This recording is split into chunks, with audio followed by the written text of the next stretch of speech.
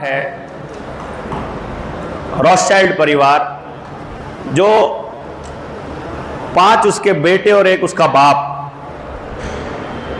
जो ये प्लान करते हैं। असल में वो समुद्री लुटेरे होते हैं, पायरेट्स जिनको बोलते हैं। उनका काम क्या है कि समुद्र में जब भी कोई इधर एशिया की तरफ से यूरोप के साथ व्यापार करने के लिए जाता है, समुद्र में सामान भर के, और उनको लूटने का काम उनका हुआ करता था। काम वैसे ही होता था जैसे आजकल होता है। आजकल भी यही हो रहा है ना। अभी टायर 2 और टायर 3 के शहरों में आपको एटीएम में पैसे मिलने बंद हो गए हैं। आपको एटीएम क्यों दिया गया था? कि कैश लेके आते हो ना, तुमको रास्ते में लूट लिया जाता है। 1-2 घटनाएं हुई, 1-2 घटनाओं से उन्होंने कैश को बैन कर दिया और एटीएम कंपलसरी कर दिया। फिर एटीएम भी चोरी हो जाते हैं, ऑनलाइन फ्रॉड हो जाते हैं, इसीलिए आपको यूपीआई से पेमेंट करने को बोल दिया कि आपके मोबाइल में डाल दो।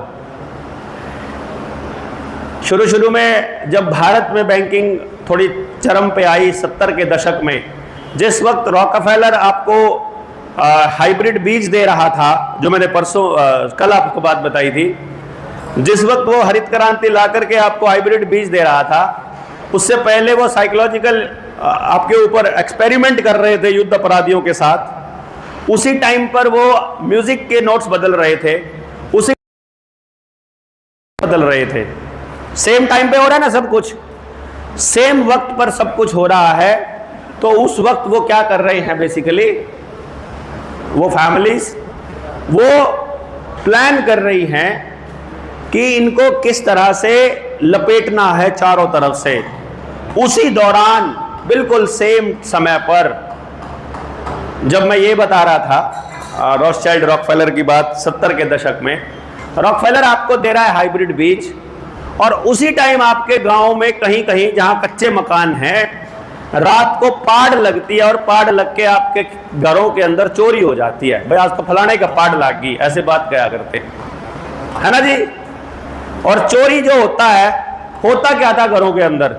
ज्यादातर लोगों के घरों में सोना और चांदी ही होता था। रुपये से लेन देन उस वक्त नहीं करते थे ज्यादातर लोग। या तो लेन देन करते थे अनाज में, या लेन देन करते थे सोना चांदी में, जमीन में, भैंस में, गाय में। भाई किसी तरह देना है, पीढ़ी में 1 गाय दे दी भाई, चोरी था, है ना। 1 काटड़ी दे दी, 1 गाय दे दी, या मतलब और भी है तो गिफ्ट में जो है वो गाय दे दिया करते थे, या सोना चांदी दे दिया करते थे। रुपया नहीं होता था उन दिनों में। मैं भी जब छोटा था तो कुल्फी खानी होती थी तो थोड़े से दाने ले गया और दाने में कुल्फी ले लिया करते थे, है ना। हम सब लोगों ने ये देखा है कि रुपये नहीं है उस वक्त। नोट के ऊपर आधार मतलब हमारी जिंदगी नहीं चल रही है, हमारे पास असली धन मौजूद है, उसी धन के बदले में हम कुछ ना कुछ खरीद ले रहे हैं। तो उस वक्त उनको बैंकिंग लेकर के आनी थी। नए नए बैंक आए थे भारत में, और गांव में पैर पसारने थे। शहरों में तो आ गए थे, गांव में पैर पसारने थे। तो गांव में पैर पसारने के लिए उन्होंने सबसे पहला काम किया कि जमींदारों के पास, जिनके पास थोड़ी बहुत जमीन थी, उनकी फर्ज रखवा के बिना डाउन पेमेंट के ट्रैक्टर फ्री में दे दिया। शुरू में बिल्कुल फ्री दिए थे और बिना इंटरेस्ट के दिए थे। सकते हो, नया ट्रैक्टर जिसने लिया था शुरू में, उन दिनों में वो ट्रैक्टर किराया भी करते थे। यानी ट्रैक्टर अपना काम तो फ्री में किया ही करता था, अपना तेल तो निकाल लेता था, वैसे दूसरे के यहाँ किराया करके, और बंदे को फ्री पड़ जाता था ट्रैक्टर। उसकी किस्तें जो है वो किराया कमा लेता था।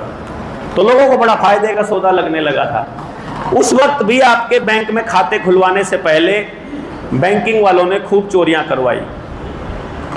चोर, एक बात का ध्यान रखना आप, यहाँ हमारे कुछ मित्र बैठे हैं जो पुलिस वाले भी हैं अपने साथी, और ये वो वेरीफाई कर लेना उनसे आप, ठीक है ना। जितने भी पुलिस वाले बैठे हो यहाँ आपके आसपास, उनसे वेरीफाई कर लेना। हर एक थाने के अंदर उस एरिया के चोरों का पूरा बायोडाटा होता है ना जी, होता है ना। और कौन से घर में चोरी करने के लिए किसका इलाका कौन सा है सबको पता है थाने वालों को, कि उस घर में चोरी हुई तो उसे न करी है। बाय चांस बैग चोरी हुआ इस चौक से, और वो बाय चांस किसी तड़ी पार की भतीजी का निकल गया, किसी बड़े नेता की भतीजी का निकल गया तो थानेदार को डंडा आएगा ऊपर से, चोर पकड़ा जाना चाहिए शाम तक। तो थानेदार ने कुछ नहीं करना, उसने बस वो लिस्ट देखनी है, कौन से चौराहे पे, फलाने चौराहे पे बुलाइए राजू ने भाई। और राजू ने बुलाया क्या, सुन ले शाम तक बैग आ जाना चाहिए, अरे एक भी सामान गुम हो गया तो तेरी खाल तार दूं। अगर जी मैं तो साहब आज तो फलानी जगह, फिर कौन था, अगर जी रोकी होगा, और फिर ले भेज उसने, रोकी आवेगा चुपचाप बैग दर जाओगा, साहब आज चोर शाम तक पकड़ा गया। क्यों जी किसी ने पूछ लियो, जो आपके गुड फेथ में होगा ना पुलिस वाला, वो बता देगा कि सारे पुलिस वालों को सारा नशा बेचने वाले और सारा चोरी करने वालों का एक एक आदमी का पता होता है, सट्टा खेलने वालों का भी, totally A to Z. System चाहता नहीं है कि ये चीज रुके, इसलिए उनको पोषण दिया जाता है स्पेशली। तो अब आपको क्या, मैं ये क्यों बता रहा हूं आपको कि जो गांव में चोरियां होती थी, वो चोरियां कौन करवा रहा था, डिपार्टमेंट, सिस्टम। मैंने फिर बताया आपको, इस आंदोलन को जनता सरकार मोर्चा के आंदोलन को खराब करने के लिए या कंट्रोल करने के लिए या हमारे ऊपर इस बात का प्रेशर बनाने के लिए उनको सिर्फ एक गुंडा तत्व अंदर भेजना है, हमारे यहां बैठी हुई एक महिला को छेड़ना है और टीवी में चलाना है कि यहां तो औरतों के साथ बदतमीजियां की जाती हैं। उनका एक आदमी आकर के यहाँ गाली गलोच करने लग जाए या दारू पी के आ जाए और हंगामा कर दे और सारे जने हम लोग वीडियो बना दे और अगले दिन वीडियो के भाई मोर्चे की, इसमें तो ऐसे ऐसे लोग आते हैं। बहुत आसान है उनके लिए कंट्रोल करने के लिए ऐसे हालात पैदा करना। तो जब उनको बैंक में खाता खुलवाना था तो गांव में चोरियां करवाई गई। चोरियां ऐसे नहीं करवाई जाती है, कदे आपने सोचते हो कि भाई चोरी कर ले ना, बुलाया जाता है बकायदा चोर को। आज का क्या प्लान है तेरा, अगर जी आप बताओ साहब का तो बात सुन ले। और 3456 वाला 6 दिन तक घर तक बाहर जा रहा है, ब्याह में जा रहा है, 3 दिन और को नहीं आंदा है।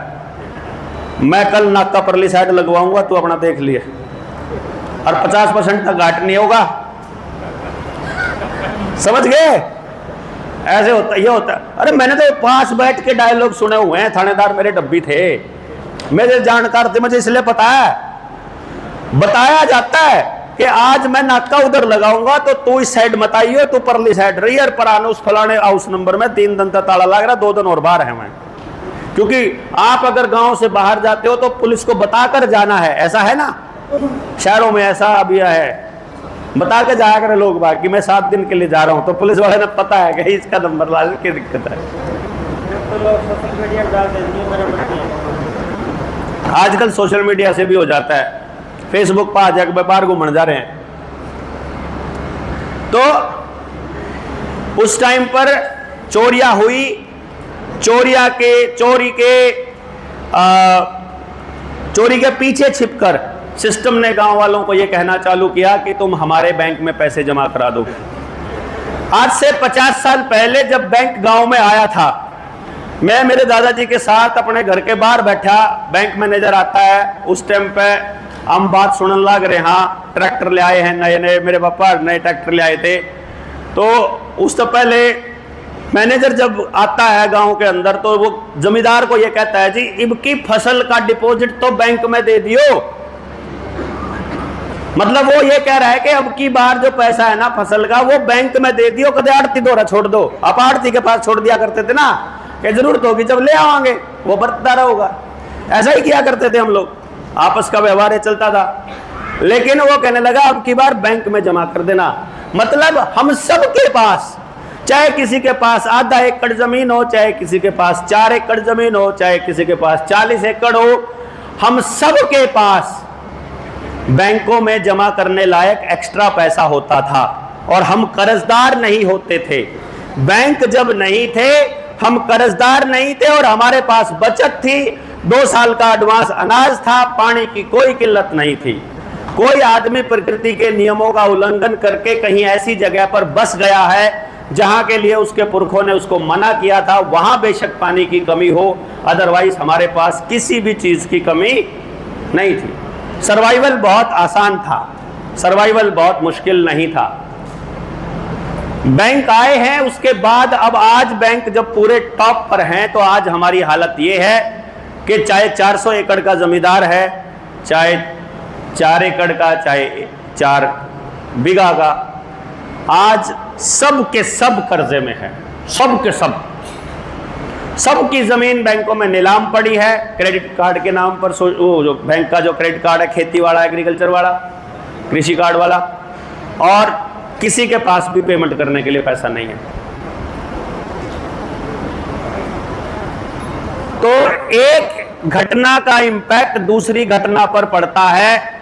ये मैं आपको इसलिए बता रहा हूं कि जब चोरियां होने लगी वहां, रॉथस्चाइल्ड फैमिली ने, उसके 5 बच्चों ने जब चोरियां चालू करी, उसके पूरे गैंग ने, उस वक्त लोगों को इस बैंकिंग के अंदर घुसाने के लिए रॉथस्चाइल्ड फैमिली ने एक खेल खेला।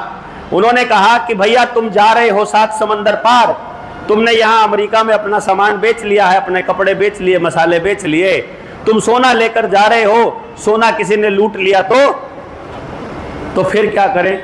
अरे मैं तुमको एक पर्ची देता हूं बनाकर, मेरा एक भाई वहां पर इंडिया में बैठा है, तुम जैसे ही बंदरगाह पर उतरोगे तुमको वहां पर वो मिल जाएगा, तुम ये पर्ची दे देना, उससे सोना ले लेना, थोड़ा बहुत हिस्सा देना है, परसेंटेज। समझे या नहीं समझे? तो वो क्या बोलेगा? उसके लिए फायदे का सौदा है कि घाटे का है? उसको लग रहा है कि फायदे का है, अदरवाइज वो इतना नहीं सोच रहा है कि जो चोर तुमसे पैसे लूट सकता है वो एटीएम भी लूट सकता है, पैसे जबरदस्ती लूट सकता है, मतलब आपसे ताकतवर है, मतलब उसके पास चाकू या पिस्तौल है, तो चाकू या पिस्तौल के दम पर एटीएम का पिन कार्ड भी तो मांग सकता है, मोबाइल का एटीएम पासवर्ड नहीं जान सकता वो आपसे। मतलब ये हमको वहम है ना कि पैसे चोरी नहीं होंगे। जो चोरी कर रहा है वो आपका एटीएम को तोड़ भी सकता है, वो उसको अनलॉक भी कर सकता है, हैक भी कर सकता है। एनी हाउ, अलग अलग टाइप की चोरियां अलग अलग समय पर होती रही। तो वहां से वो कागज के ऊपर लिख देता कि इतने किलो सोना या इतना रुपया यहां इसके पास है, सोना ही लिखता था उन दिनों में वो, और वो पर्ची देता, वो अपना सोना ले लेता, वो पर्ची देता, वो सोना ले लेता, और इस तरह से चलता रहता। कई बार पर्ची ही आके पकड़ा देता कि यार मैंने दे रखा है उसको, जैसे हमारा नहीं होता, इन्होंने मेरे देने हैं, मैंने इनके देने हैं, तो मैं कह दूं तो सीधा उनको दे दे, तो पहले वो मेरे को दे फिर इधर जाए, इससे अच्छा सा डायरेक्ट दे दो तो मेरे भी उतर गए, उसके भी उतर गए, बात खत्म। अब ये बात है कि जब शेरशाह सूरी आता है, कौन से सन में आता है?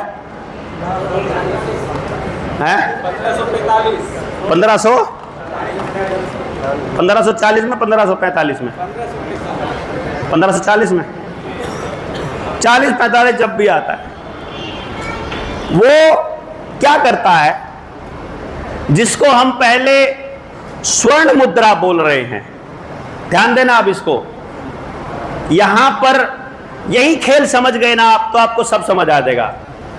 जिसको हम स्वर्ण मुद्रा बोल रहे हैं वो उसका खाली नाम बदल रहा है, और उसने उसका नाम रख दिया रुपया। सोना ज्यों का त्यों है उसके अंदर, समझना, सोना उतना ही है, पहले उसका नाम मुद्रा है, अब उसका नाम रुपया है, और उसको पेपर पे लिख दिया गया है। बताओ किसका नुकसान है? यहां तो किसी का नुकसान नहीं हुआ ना, किसी का नुकसान नहीं हुआ, किसी का शोषण नहीं हुआ। बाद में क्या किया, उसने कहा कि एक काम करते हैं, 10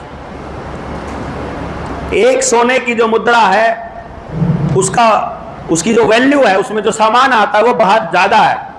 थोड़ा सामान अगर हमें लेना हो, पहले सोना इसलिए लिया जाता था, पहले बड़ी मुद्रा इसलिए ली जाती थी क्योंकि जो बेचने का सामान था, जो लेन देन था, वो हमेशा बल्क में होता था। मतलब गांव का आदमी तो कुछ व्यापार कर नहीं रहा, वो आपको गेहूं दे रहा है, चावल ले रहा है, दाल ले रहा है, सब्जी ले रहा है, सारा कुछ आपस में लेन देन ऐसे चल रहा है। हमको तो कोई पैसा, छोटी मुद्रा तो चाहिए नहीं। जो गांव का अनाज बचा, दाल बची, मसाले बचे, वो सारे इकट्ठे होके गाड़ी में लद के, घोड़ा गाड़ी में लद के वो जा रहे हैं। तो खूब बल्क का सामान है, इसलिए जो लेन देन हो रहा है वो गोल्ड में हो रहा है, कोई दिक्कत नहीं है। लेन देन जब थोड़ा होने लगा, उसके लिए गोल्ड को तोड़ना पड़ेगा। उससे बचने के लिए उन्होंने चांदी की मुद्रा निकाल ली। आई बात समझ में? सोने वाली को मोहर बोला और चांदी वाले को रुपया, और 10 रुपए की वैल्यू रखी एक मोहर। 10 रुपए की वैल्यू क्या रखी? एक मोहर। अब यहां पर चांदी की जो वैल्यू है, धातु की, 10 ग्राम चांदी की वैल्यू उतनी ही है जितनी एक तोड़ा, सॉरी 10 तोड़े चांदी की वैल्यू उतनी ही है जितनी एक तोड़ा सोना। तो 10 रुपए में एक मोहर देने से किसका नुकसान हुआ? किसी का भी नहीं। ये प्रोसेस चलती रही, वहां से अंग्रेजों ने ज्यों की त्यों ले ली।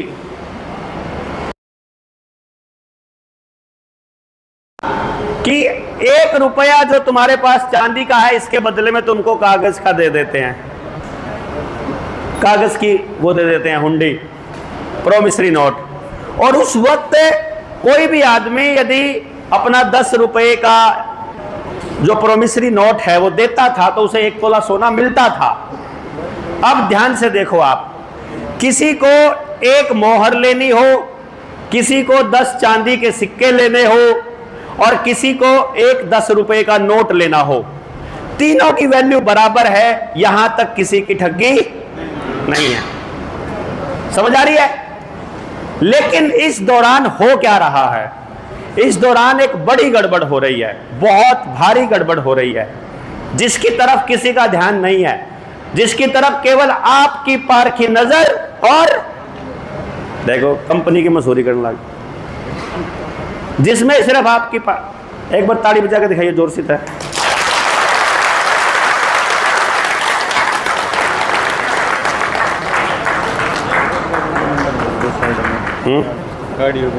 गाड़ी नंबर है जी 7475 और 8104। किसकी है ये? 7475 है गाड़ी नंबर, यूपी की, और एक NL नागालैंड की 8104। ये एक बार साइड में कर दो भाई। हाँ जी, जो गड़बड़ है वो क्या है जो यहां पर हो रही है?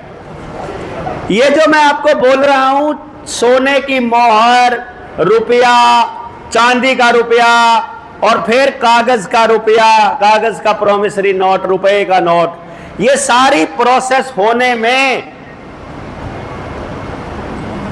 40-50 साल लग रहे हैं। आई बात समझ में?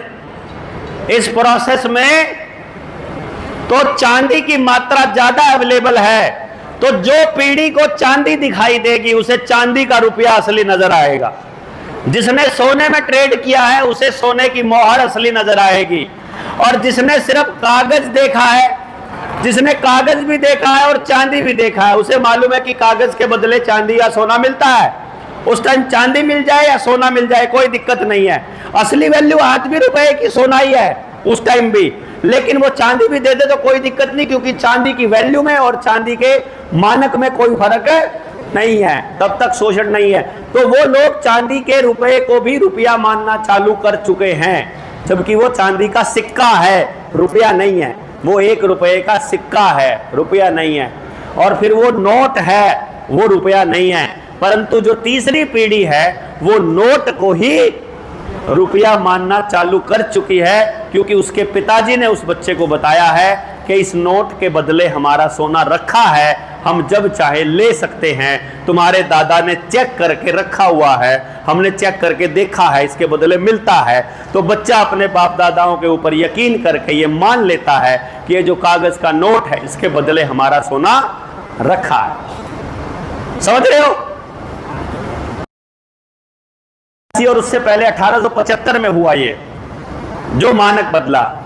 ये मानक क्या बदला कि मोहर जो है वो 10 रुपए की ना करके 15 रुपए की कर दी, ये कहकर कि सोने की अवेलेबिलिटी कम है, सोना हमारे पास कम है, इसलिए अब हम 15 रुपए की कर देते हैं। और जैसे ही ये किया तो यहां पर क्या हो जाएगा, इसी कदम पे यहां पर 30% की लूट हो जाएगी जिसके घर में चांदी के सिक्के रखे हैं या वो नोट रखे हैं। सोना रखा है, कोई लूट नहीं है, समझ गए ना। जिसके घर में रखा है सोना, उसके साथ कोई लूट नहीं है। जिसके घर में रखी है चांदी, उसके साथ 1/3 लूट है। गौर से देखो, 300 सिक्के रखे हैं चांदी के, किसके बराबर हो गया, 30 तोला सोना, ठीक है। अब किसी के घर में रखे हैं 30 तोला सोना, एक के घर में रखे 300 सिक्के चांदी के। कानून बनने से पहले दोनों के दोनों बराबर धनी हैं। कानून बनते ही अगले दिन जिसके घर में 30 तोला सोना रखा है उसे कोई फर्क नहीं पड़ रहा है, लेकिन जिसके घर में 30 तोला जो 300 सिक्के रखे थे, जिसको 30 तोला सोना मिलता था, उसी टाइम कितना मिलेगा, 20 तोला, उसे मिलेगा 20 तोला सोना अब, है ना। जैसे ही 15 रुपए का हो जाएगा। और जो जिसके पास 30 तोला सोना रखा है उसको चांदी कितनी मिलेगी, 450 सिक्के। यानी जिसके पास सोना है वो अमीर हो गया और जिसके पास चांदी है वो गरीब हो गया। समझ आ रही कि नहीं आई।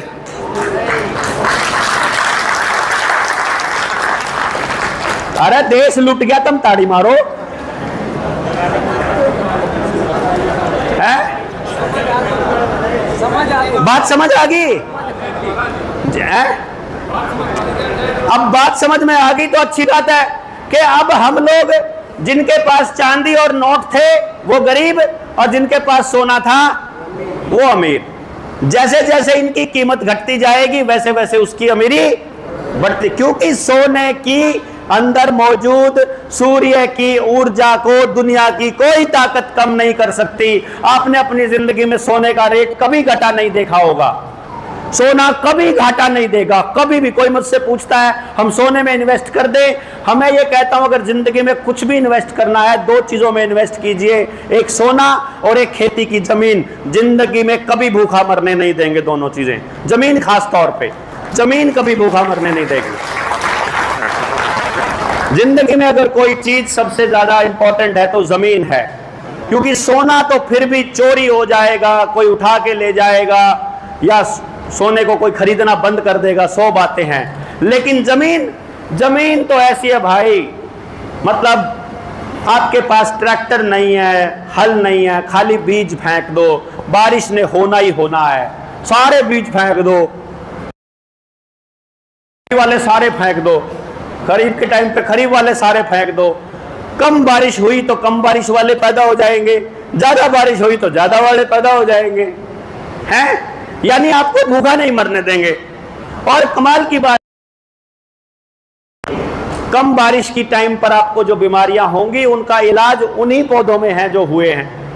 ज्यादा बारिश हुई तो जो बीमारियां होंगी उन्हीं पौधों में है जो हुए हैं। यानी प्रकृति आपके साथ होने वाली कोई भी नकारात्मक घटना का जवाब जमीन के माध्यम से आपको पैदा करके दे देती है। इधर आपको बीमारियां हो रही होती है, इधर जड़ी बूटियां पैदा हो रही होती है। जमीन इतनी बड़ी चीज है कुदरत के लिए।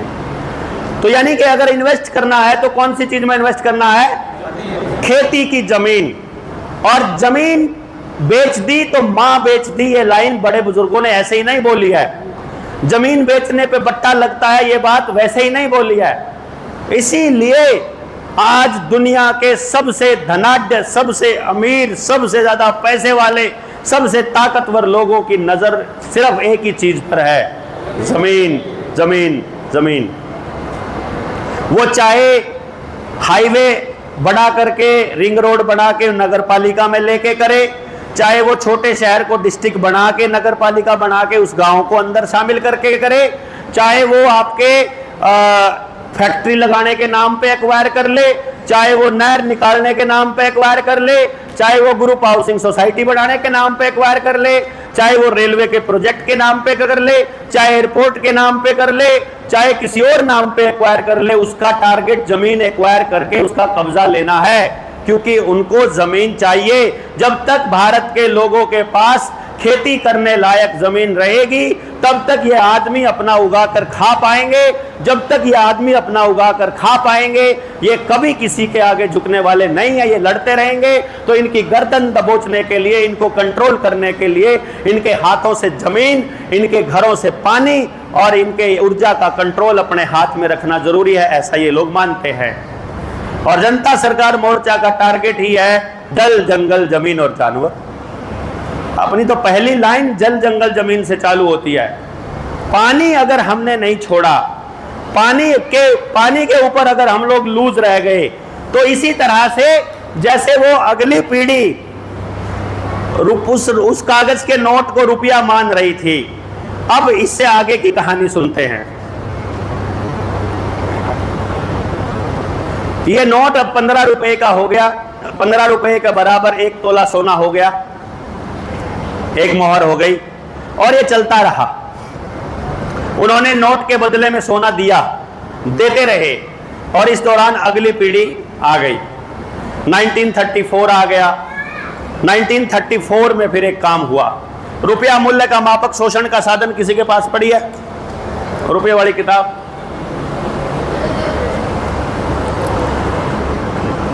आगे कोई नहीं मिल गई। अब हमारे पास ये किताब है। अब इसमें क्या है,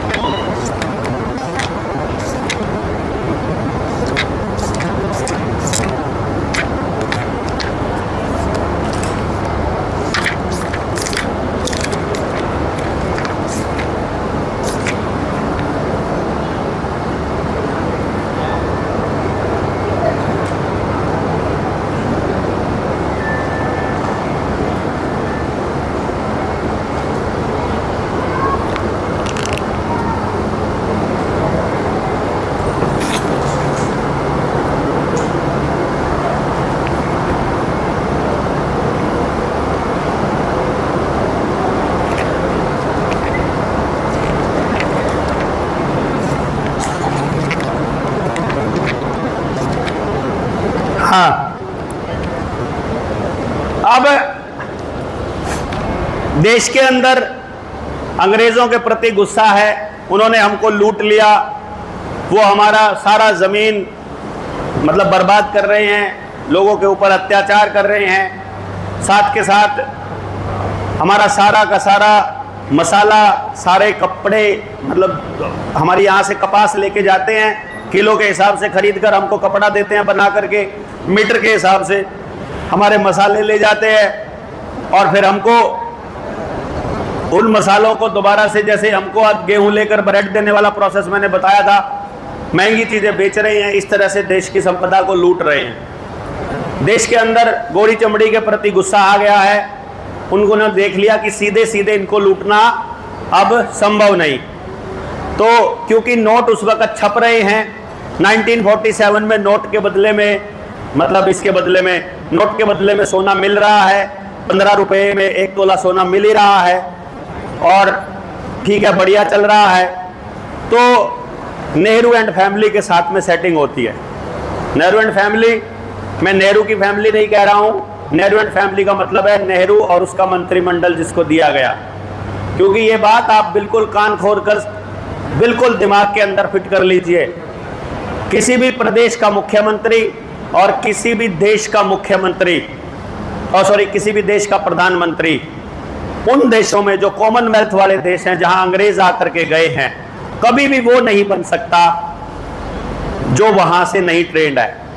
वर्ल्ड इकोनॉमिक फोरम से, जिसका नाम पहले यूनाइटेड नेशन था, यूनाइटेड नेशन से ट्रेनिंग नहीं ली गई है, इजराइल का गुलाम नहीं है, वो आदमी यहां आ ही नहीं सकता। डॉक्टर मनमोहन सिंह को देख लो आप, आज तक एक भी चुनाव नहीं लड़ा।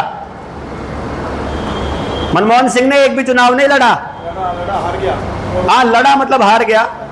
वित्त मंत्री रहा, उस वक्त भी कोई चुनाव नहीं लड़ा था। प्रधानमंत्री रहा, उस वक्त भी कोई चुनाव नहीं लड़ा था। और इनकी तैयारी कहां होती है? जो भी नेता की औलाद ऑक्सफोर्ड से पढ़ के आएगा, रॉकफेलर फाउंडेशन की यूनिवर्सिटी है भाई, आपको पता होनी चाहिए। उसके मालिक ढूंढो किसकी है, वो रॉकफेलर फाउंडेशन की है। अगर Rockefeller foundation, Carnegie Mellon university, CM जो कार्नेगी मेलन के बारे में तो सबने सुना होगा, सीएमयू आईटी में आज के टाइम दुनिया की नंबर 1 है। कोई सी भी कंपनी हो, कैलिफोर्निया की यूनिवर्सिटीज जितनी हैं, जो टॉप की यूनिवर्सिटीज पूरी दुनिया में अपने आप को कहती है, सारी की सारी वहीं से चलती हैं। वहां पर पढ़ने के बहाने जाते हैं और इनको ट्रेनिंग दी जाती है कि जाकर भारत में इनकी पॉलिसी के हिसाब से काम कैसे करना है। आई बात समझ में? गवर्नर तो राष्ट्रपति के अंडर काम करता है और राष्ट्रपति डायरेक्ट वहीं से चलता है, रानी के हिसाब से, क्राउन के हिसाब से राष्ट्रपति चलता है। आप लोगों को झूठ बकाया गया है कि राष्ट्रपति रबड़ स्टैंप है। आपको किताबों में गलत पढ़ाया गया है कि प्रधानमंत्री की सिफारिश पर राष्ट्रपति ये काम करता है। राष्ट्रपति के सिग्नेचर के बिना कुछ भी नहीं कर सकता मंत्रिमंडल, कुछ भी नहीं कर सकती। जनता की चुनी हुई सरकार कोई कानून नहीं बना सकती जब तक राष्ट्रपति के साइन नहीं होते, वो बिल कानून नहीं बनता है। पता होगा ना आपको इस बात का। और 6 महीने का टाइम बीच में इसलिए लिया जाता है कि अगर कोई मंत्रिमंडल अकड़ी जाए कि ये पास ही करवाना पड़ेगा और तुझे पास ही करना पड़ेगा, उससे पहले पहले तो विजय रूपाणी की तरह प्लेन हादसे में अगले की मौत ही हो जाती है, जोड़ सा टकता है। राजीव गांधी की तरह बम से उड़ा दिया जाता है, लाल बहादुर शास्त्री की तरह पता ही नहीं लगता है मरता कब है। प्रधानमंत्री होते हुए सिस्टम से गायब कर दिया जाता है अगर कोई बोलेगा तो। हर मंत्रालय के अंदर सीआईए के एजेंट बैठे हैं, हर मंत्रालय के अंदर। तो भारत के मंत्रालय से ये चीजें नहीं बदली जा सकती। टॉप एजेंसीज बैठी हुई है, मोसाद बैठी है, आईएसआईएस बैठी है, उनको भी नहीं पता, स्लीपर सेल बैठे हैं। आपको भी नहीं पता कि 25 साल से आपके नजदीक वाला प्रेस करने वाला आदमी जासूस होगा, आपको कुछ भी नहीं पता है। 25-25 साल स्लीपर सेल बनने में लगाते हैं, 20-20 साल सिर्फ इंफॉर्मेशन इकट्ठी करने में लगाते हैं, आसपास दोस्ती करने में, रिश्तेदारी निभाने में। आप क्या होगा, मेरा 20 साल पुराना दोस्त है, पता भी नहीं चले, पता चलेगी तो पता नहीं कहाँ किसका जासूस था, पता भी नहीं चलता है। इसलिए आप लोगों को यह बात सोच करके रखनी है कि जब मैं नेहरू एंड फैमिली कह रहा हूं, I am not talking about Congress. मैं जब किसी सरकार के बारे में बात करूं तो समझ लीजिएगा मैं विपक्ष को साथ में ले रहा हूं, क्योंकि सत्ता और विपक्ष आपको अलग दिखाई देती है, उनके लिए दोनों एक ही हैं।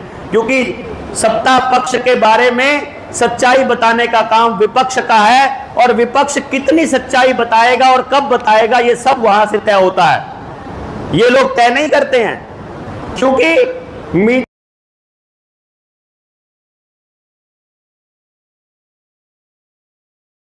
है, तो आप कुछ बोलोगे भी तो मीडिया दिखाएगा नहीं। आप कुछ बोल, विपक्ष अगर कुछ बोल भी देगा ना उनकी मर्जी के बिना, वो चलेगा ही नहीं, पब्लिक के अंदर जाएगा ही नहीं, समझे आप? इसलिए विपक्ष को बोलने की मतलब बोलता रहेगा, लेकिन आप तक आवाज ही नहीं आएगी उसकी, तो आप एकदम से खत्म करना आपको बात आसान हो जाएगा। इसलिए फिर विपक्ष को भी आखिर में सत्ता के साथ में ही हाथ मिला के चलना पड़ता है। तो अब नेहरू एंड फैमिली के साथ सेटिंग होती है।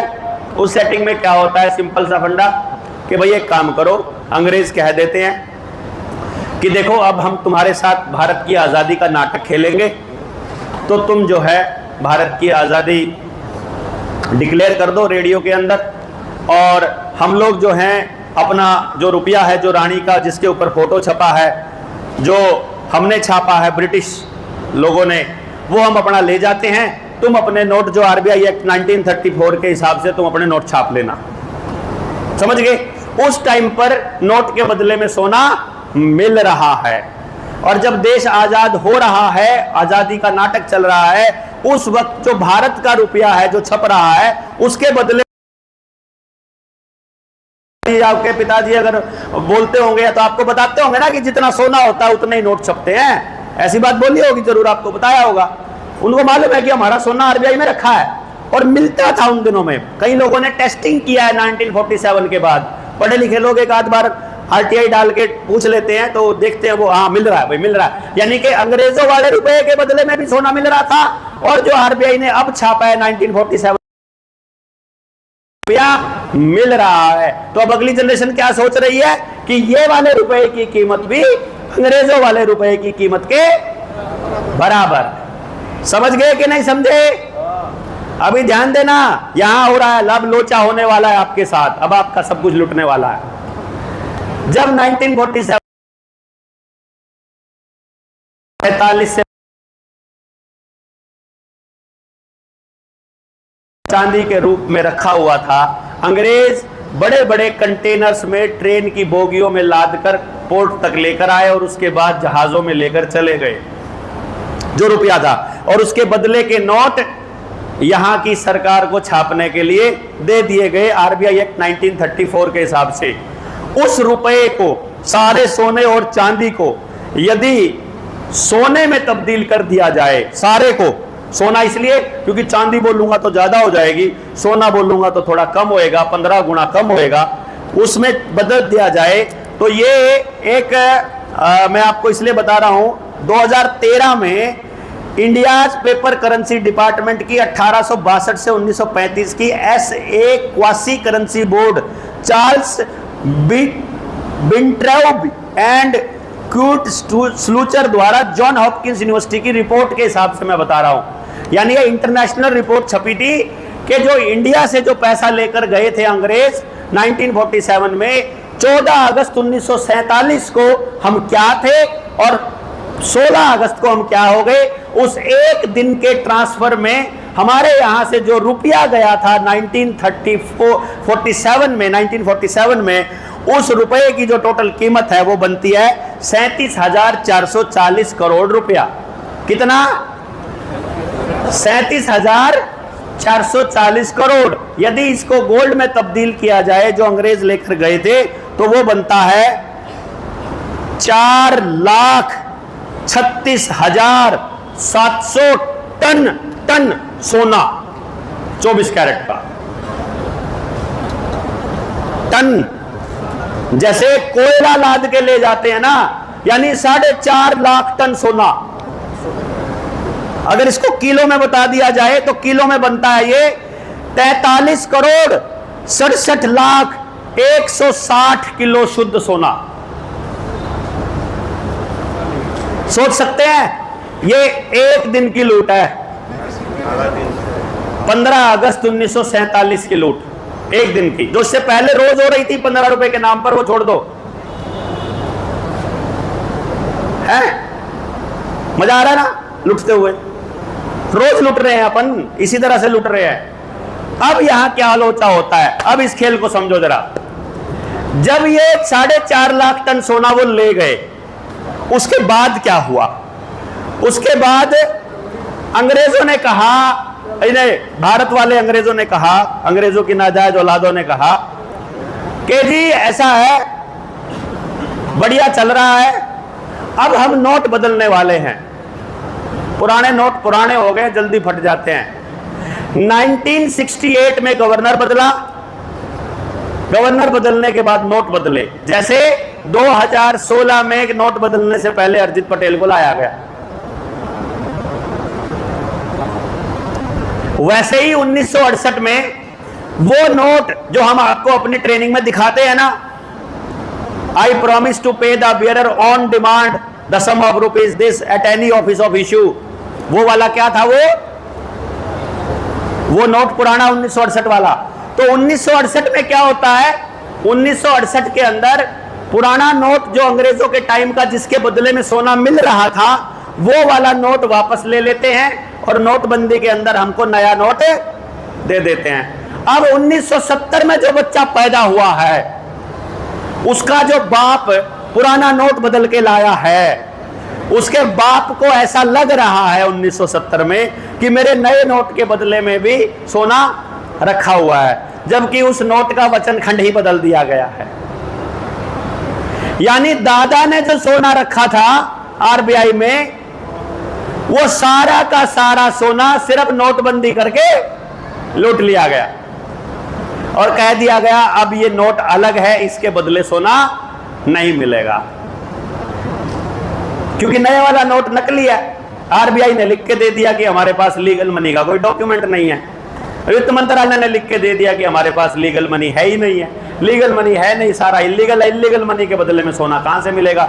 जो दादा की जो कमाई हुई, जो दौलत थी, जिसके बदले में सोना रखा था। भाई मैं ये कह रहा हूं, दादा ने जो 10 रुपए कमाए थे, उसके बदले में बाप को जो 10 रुपया मिला था, वो वाली नोट 2016 में तुमने बंद कर दिया। वो नोट जो मुझे मिला है अब बदलने के बाद, वो तो वो दादा वाला 10 रुपए के नोट के बदले का है। वो जो सोना रखा वो तो दे दो, दादा वाला तो दे दो, उसका तो हकदार हूंगा मैं, क्या उसका भी नहीं हूं? लेकिन हम में से किसी के पास सवाल पूछने का भी समय नहीं है। अब 2016 में ऐसे ही होता है, हम पुराने वाले नोट को लेकर के नया दे देते हैं। ठीक है, अब वो सोच रहे हैं कि जो पुराने नोट की वैल्यू थी वही नए की है, जबकि जब पुराने नोट की बात करो 2016 में ही आप सोने का भाव देख लो। 2016 के नोट में कितना सोना आता था? 1 लाख का नोट में, और आज के 1 लाख के नोट में कितना सोना आता है? कैलकुलेट करके देख लो। सनार बताइए ना कैलकुलेशन, 2016 में क्या था रेट? अंदाजा बता दे।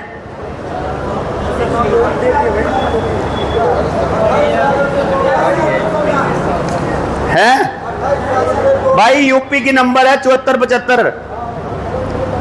XUV खड़ी है बाहर, XUV 300 हटाइयो भाई, यूपी नंबर 7475 है।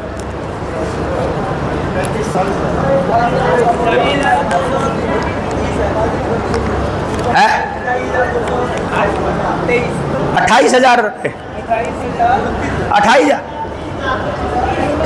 30,000 रुपये। देखो आप, देखो 2016 का जो नोट हमसे वापस लिया गया, उस नोट को 30,000 रुपए के नोट इकट्ठे करो तो आपको 1 तोला सोना मिलता था। अभी वही 1 तोला सोना करने के लिए नए वाले जो नकली नोट और छापे हैं अर्जित पटेल ने, अडानी के पालतू कुत्ते ने, ये 1.5 लाख रुपए के इकट्ठे करने पड़ते हैं। तो 5 गुना घाटे में रहे वो, 5 गुना फायदे में, और हम 5 गुना घाटे में। सिमिलैरिटी दिखाई दे रही है? वही खेल चलता दिखाई दे रहा है कि नहीं दे रहा? ये मेरा दिमाग खराब है, खाली इतना बता दो, ये मेरे को ही कुछ और दिख रहा है, आपको नहीं दिख रहा। वो लोग रोज की रोज अमीर होते जा रहे हैं, हम लोग रोज की रोज गरीब। अब हमारी जो अगली जनरेशन है वो देख रही है अपने पापा को रोज की रोज मोबाइल से पेमेंट करते हुए, और अगली जनरेशन सोच रही है कि पापा जेब से 20 रुपए का नोट दो, चाहे 20 रुपए का चेक दो, चाहे 20 रुपए ट्रांसफर करो। पापा के मोबाइल से जो ट्रांसफर हो रहा है वो 20 रुपया, और जो जेब से निकल रहा है 20 रुपए का नोट, वो बराबर है, बच्चे के लिए बराबर है। तो बच्चा आने वाले समय में आप ही बताओ, नोट रखना पसंद करेगा या मोबाइल के अंदर डिजिट रखना? और डिजिट जो बदल के धीरे धीरे रुपया नाम बदलकर ई रुपया हो जाए और CBDC हो जाए, तो आपके बच्चे की गुलामी आपसे सिर्फ एक कदम दूर है कि आप इस डिजिट को, CBDC को स्वीकार कर लोगे। तो अर्थात यहां से जाने के बाद आपका सबसे पहला काम है अपने कोटे वाले के पास जाना, अपना राशन जो बेच रहा है, गांव में जो राशन दे रहा है, उससे पूछना कि तुम कोई नया CBDC का अकाउंट खोल रहे हो क्या? पूछना, और जहां भी CBDC का अकाउंट खुल जाए, बस उस टाइम पर वो अकाउंट नहीं खुलने देना है। यदि उस अकाउंट को खुलने दिया तो गड़बड़ हो जाएगी, पर आप जबरदस्ती नहीं रोक सकते। तो आप क्या करोगे? जो गांव का गरीब लोगों का मोहल्ला है, जहां से नोट लिए, जहां से राशन लिया जाता है, जो राशन लेते हैं, उन लोगों के बीच जाकर समझाना है आपको। और मैं आपको पूरे यकीन के साथ कह रहा हूं कि जब आप अपनी पूरी शिद्दत से, पूरा जोर लगा के, पूरी ईमानदारी से, सारे नॉलेज के साथ गांव गांव जाकर समझाओगे, तो मुझे पूरा यकीन है किसी को समझ नहीं आएगा। मुझे पूरा पक्का पता है किसी को भी समझ नहीं आएगा। ये मैं प्रैक्टिकल आदमी हूं भाई, खामखाई इमोशनल नहीं होता। लेकिन आपको कहना है, लेकिन आपको बताना है, क्योंकि सुबह 9 बजते ही मम्मी को पता है कि आलू वाला आने वाला है। समझ गए ना? क्योंकि जिस दिन उन लोगों को, जब भी उन लोगों को परेशानी होगी, जब उनकी गर्दन पर पैर रखा जाएगा, जब वो लोग बहुत परेशान हो जाएंगे, जब वो कुछ भी नहीं कहेंगे, अचानक से उनको याद आएगा, अरे वो जनता सरकार मोर्चा वाला आया था, अब केवल वो बचा सकता है, क्योंकि उसको पहले से मालूम था कि ये होने वाला है। समझ गए ना? मेरी माता जी बैठी हैं, इनके पास मेरे गांव से वो लोग आए थे जिनके घर टूटने के फरमान आ गए, नोटिस। मैं जब गांव में घर घर घूम रहा था, तब मेरे को पूछ भी नहीं रहे थे। तब कह रहे थे कि हमारे पास टाइम नहीं है, तब कह रहे थे कि हमें तो दिहाड़ी पे जाना पड़ता है, तब कह रहे थे कि अपने पास नहीं है इतना टाइम। और अब जब उनके घरों पर आफत आई है, तब वो कह रहे हैं कि यही बचा सकते हैं। मैं कह ले आएगा, समझ आएगा, पक्का आएगा। मान आने वाले हैं। हरियाणा में टूटने के बाद पंजाब के टूटेंगे। पंजाब में तो बहुत सारी बड़ी बड़ी कोठियां, गांव के गांव खाली पड़े हैं, जिनको क्लेम करने वाला कोई नहीं है। उसके ऊपर बीजेपी अपने दफ्तर बनाने की प्लानिंग कर रही है। और जब वो दफ्तर बनाने की प्लानिंग कर रही है कि ऐसा करने वाले हैं, ये जमीन या तो उनके रिश्तेदारों को ट्रांसफर होनी है, या क्लेम करो, अपने आप क्लेम कर लो, भाई हम रहते हैं यहां पर, लेकिन सरकार के नाम ट्रांसफर नहीं होने देनी है। पर इसको पटवारी के पास हम लोग क्यों जाते हैं? क्योंकि हमको अपने गांव के जमीन के रिकॉर्ड के नक्शे के बारे में नहीं पता होता है ना। आपको मैं बता दूं, जितना नक्शा आज के टाइम पर हरियाणा सरकार के पास, पंजाब सरकार के पास, राजस्थान सरकार के पास, मध्य प्रदेश सरकार समेत सारी राज्य सरकारों के पास है, सारे नक्शे नकली हैं, सारे नक्शे फ्रॉड है, सारे के सारे। क्योंकि मैं आपको बता रहा हूं, लैंड रेवेन्यू रूल 1973 के हिसाब के नक्शे हमारे पास पड़े हैं, जिसके अंदर इनके सारे फ्रॉड का पर्दाफाश किया हुआ है। कोर्ट तक भी गए हुए हैं अपने जनता सरकार मोर्चा के साथी, और इनको अच्छे से रगड़ेंगे, चिंता नहीं करने की जरूरत है। बट हर चीज का अपना समय होता है भाई। हमारी जल्दबाजी में भाई नुका करे, बंदर की तोड़ में अंगूर नहीं पक्या करते, गद्दड़ की तोड़ में होया करें, जिसकी भी होया करे। मतलब हमारी जल्दबाजी में ये चीजें नहीं होंगी। हमारा काम अभी क्या है? नींव मजबूत करना। हमको, जैसे मान लो एक साथी कह रहा था कि हमको वकील की जरूरत है, एक बोला था भाई समय वकील की जरूरत है, आपको कोई वकील चाहिए मोर्चे में काम करने के लिए? मैंने कहा नहीं, हमें कोई वकील नहीं चाहिए। बोला तो फिर कानूनी लड़ाई कैसे लड़ोगे? हम अपने लोगों को लड़ना सिखा देंगे, तो फिर कैसे लड़ोगे? कैसे हैं? अपने लोगों को लड़ना सिखा देंगे। अच्छा, अगर वकील की जरूरत पड़ेगी तो भाई वकील की जरूरत पड़ेगी ना, तो हम एक काम करेंगे, हमको ऐसा वकील चाहिए जो पैसे के लिए ना केस लड़ता हो। क्यों? जिसके खिलाफ कोई कागज सिस्टम के पास ना हो। वरना आपको यदि पैसा चाहिए तो भी आप हमारे साथ नहीं खड़े हो सकते। यदि आप डरते हो, आपके पास केस बन सकता है, यदि आप उद्योगपति हो, तो भी आप हमारे साथ खड़े नहीं हो सकते, आपको छोड़ के भागना पड़ेगा। हमारे साथ खड़ा होने के लिए आपका जिंदा जमीर चाहिए। जिंदा जमीर वाले वकील, जिंदा जमीर वाले पुलिस वाले, जिंदा जमीर वाले, जिंदा ईमान वाले लोग चाहिए। समझ गए? समझे कि नहीं समझे? और लोग नहीं चाहिए, और ट्रेंड लोग चाहिए, और एक जगह से नहीं चाहिए। ये भी है, हमको एक जगह से नहीं चाहिए। कहां से चाहिए? हम लोग गाड़ी के पुर्जे ऐसे बनने वाले हैं कि रेस दबाओगे कैबिन में बैठकर और इंजन नीचे दौड़ेगा। ऐसे हो रहा है ना। हमको पंगा लेंगे ये तो शाम में, इनको समझ में नहीं आएगा चक्कर क्या है यार। ये उधर से पंगा हो रहा होगा पंजाब में, और जाम हो रहे होंगे यहाँ करनाल में। सिस्टम को ये पता नहीं चलेगा कि इंफॉर्मेशन कैसे जाती है, लोग कौन कौन जुड़े हुए हैं, कैसे कैसे है।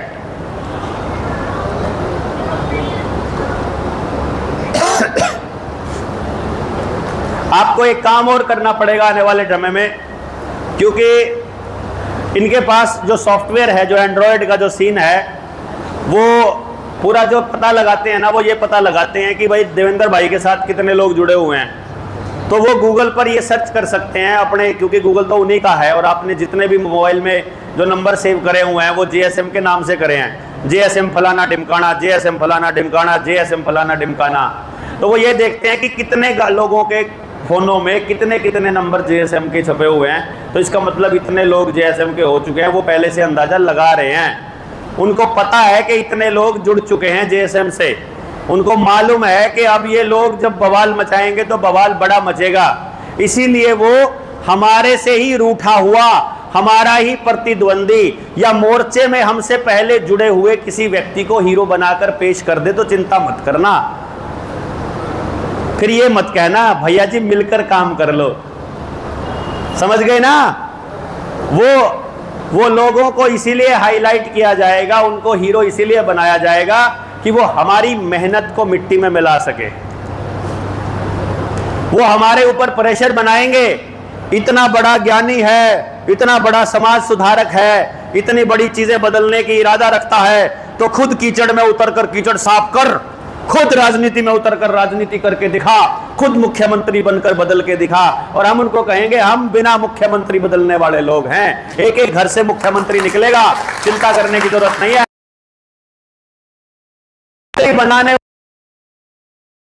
बनने वाले लोग नहीं है, और बनाने वाला ताकतवर है या बनने वाला, बात खत्म है कि नहीं।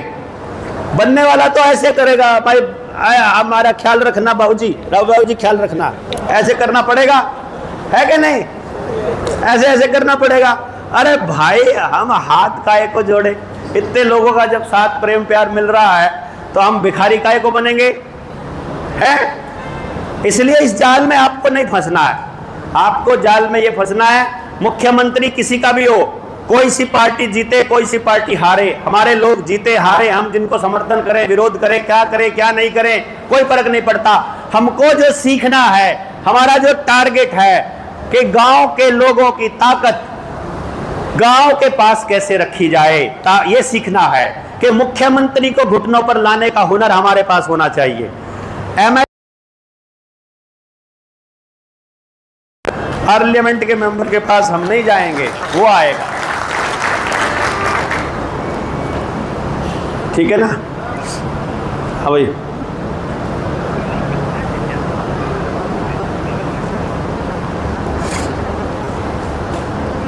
ठीक है ना।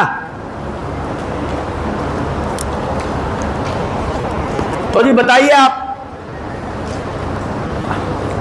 अब जब अगला बच्चा देख रहा है कि मेरा पापा बचपन से पानी की बोतल खरीदकर पी रहा है, तो भाई आपका बच्चा बड़ा हो जाए और जब हम सब लोग लुढ़क जाएंगे, उस वक्त कोई कंपनी आकर कहेगी, आपने बोविलिया वाटर वॉर के बारे में सुना है, किस किस ने सुना है? मैंने 2018 में शेयर किए थे, मेरे फेसबुक पे आपको मिल जाएगा, हैशटैग बोविलिया वाटर वॉर के बारे में देखोगे।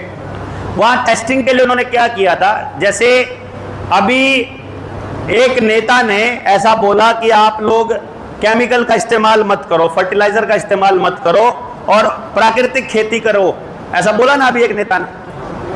नेता नहीं, राक्षस है वैसे वो। अब उसने ऐसा क्यों बोला है, और उसने क्यों बोला है, बताओ क्यों बोला है। आने वाले समय में मैं आपको इस लेवल पर दूरदर्शी बनते हुए देखना चाहता हूं कि आप लोग बयान सब देखो और आपको तीनों चारों एंगल पता लग जाएं। उसके लिए आपको करंट अफेयर में मजबूत होना पड़ेगा। तो आसपास की घटनाओं के ऊपर नजर दौड़ाओ, 5-4 सालों से क्या हो रहा है। वर्ल्ड इकोनॉमिक फोरम कह रहा है, वर्ल्ड WEF कह रहा है कि किसानों से जितनी भी सब्सिडी दी जा रही है सारी सब्सिडी वापस लो। यानी कि जो आपको फर्टिलाइजर के ऊपर, बीज के ऊपर जितनी सब्सिडी दी जा रही है वो वापस लेने का गेम चल रहा है। यानी आपकी जेब से सीधा सीधा पैसा लेने का प्लान है। टैक्स पेयर्स का पैसा जो सब्सिडी के रूप में कंपनी को देता है वो नहीं देना, डायरेक्ट किसान खरीदेगा। क्यों? क्योंकि सोशल क्रेडिट स्कोर आ रहा है, डायरेक्ट आपके स्कोर से कटे वो। दूसरे नंबर पर क्या हो रहा है, वहीं पर श्रीलंका के अंदर अचानक से फर्टिलाइजर बंद करके उन्होंने टेस्टिंग किया था 2021 में। 2021 में श्रीलंका के अंदर एकदम फूड क्राइसिस आ गया था, क्योंकि जमीन हो गई है पूरी हार्ड, फर्टिलाइजर डाल डाल के हमारी जमीन हो चुकी है सख्त। अचानक से हमको पानी मिलना बंद होने वाला है। मतलब धीरे धीरे, पहले थोड़े दिनों पहले तो आपने देखा होगा ट्यूबवेल के कनेक्शन 2-2 साल में, 1.5 साल में, 1-1 साल में मिलते थे आप लोगों को। जोन घोषित कर दिए, कोई रेड जोन, कोई येलो जोन, फलाना जोन, ढिमकाना जोन, के यहाँ पानी कम है, ये है, कनेक्शन कम मिलेंगे, 100 अप्लाई करोगे उनमें से 10 मिलेंगे, 20 मिलेंगे, ऐसा करके चल रहा ना। तो उन लोगों ने ये गेम खेलना जब चालू किया तो आपको ये बताना चालू किया बैकडोर से कि पानी की कमी आपको पड़ने वाली है भविष्य में, और बिजली नहीं आएगी तो पानी कहां से ले लोगे आप, क्योंकि नहर का पानी तो आपने मांगना बंद कर दिया है। नहर का पानी तो मांगते नहीं है, नहर के ऊपर तो डैम बना करके पानी सारा रोका हुआ है, वहां तो वो डाटा सेंटर के लिए पानी सप्लाई कर रहे हैं, और इधर हमारे पास सिर्फ अंडरग्राउंड वाटर है। तो जो पानी हम लोग निकाल रहे हैं उसमें भी हम लोग सारा का सारा फ्लड वाला ही इरिगेशन कर रहे हैं, फ्लड इरिगेशन कर रहे हैं, जिसकी जरूरत नहीं है। पानी जितना आप वेस्ट कर रहे हैं सारी फसलों में, उसका 10% पानी की ही जरूरत होती है असल में खेती करने के लिए। मुझे खेती की पूरी जानकारी नहीं है, लेकिन मुझे इतना जरूर पता है, जितने विद्वानों से मैंने सुना है जो प्रैक्टिकल इसके ऊपर काम कर रहे हैं, कि अगर हम लोग 100 गैलन पानी यूज करते हैं तो असल में 10 गैलन में ही काम चल जाता है। ठीक है। दूसरा, पानी की कमी पड़ेगी, बिजली की कमी पड़ेगी, बिजली गायब हो जाए। देखिए भाई क्या है इसका, बिजली शायद सेल कमजोर हो गए होंगे, सेल कमजोर हो गए होंगे शायद, है ना। तो बिजली भी नहीं है आपके पास तो पानी नहीं मिलेगा, पानी नहीं मिलेगा तो जो देसी बीज है सिर्फ वो हो सकते हैं कम पानी में, है ना। हाइब्रिड बीज कम पानी में पैदा नहीं हो सकते। अब आप ही बता दो कि भाई जी, जिस वक्त आप देख रहे हो कि आपके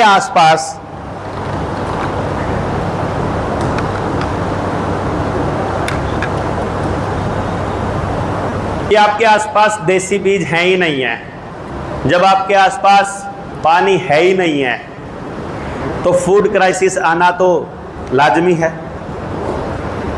क्यों जी? फूड क्राइसिस लाना वर्ल्ड इकोनॉमिक फोरम का एक एजेंडा है। इसके जरिए 2-3 काम करने वाले हैं। जो गांव वर्सेस शहर का एजेंडा है, आने वाले समय में दंगे जो होंगे ना,